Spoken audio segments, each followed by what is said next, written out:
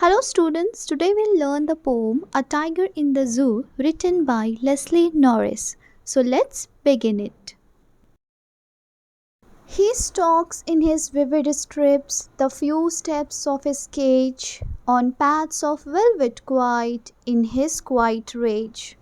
Here the poet says from the very first stanza that the tiger in the zoo walks in the limited space provided to it in the cage.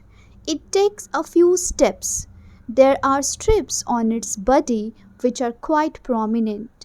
Its paws are soft like velvet. No noise is produced when it walks on its pads of velvet.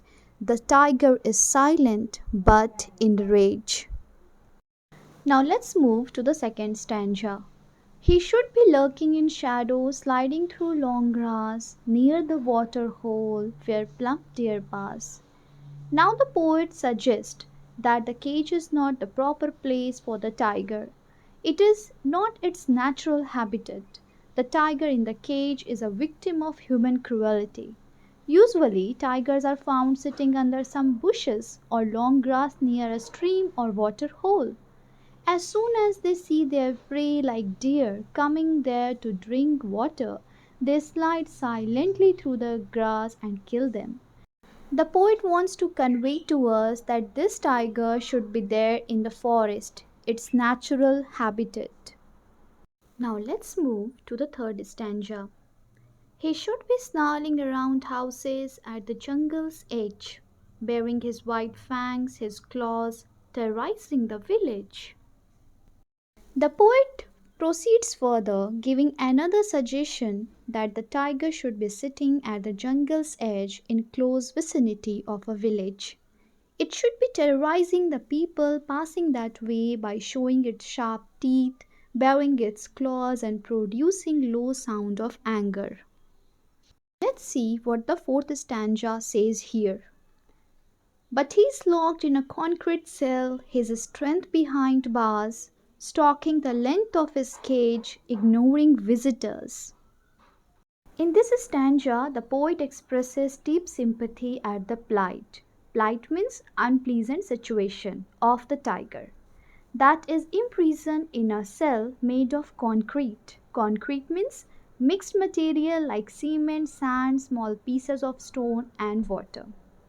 He cannot come out of it because strong bars fixed at the concrete cell stop him. Thus, the poet says that the tiger's strength is locked behind the bars. The tiger shows no interest in looking at the visitors. Rather, he keeps on stalking. Stalking means walking in angry and proud manner in the limited space of the cage. Now the last and the fifth stanza. He hears the last voice at night, the patrolling cars, and stares with his brilliant eyes at the brilliant stars.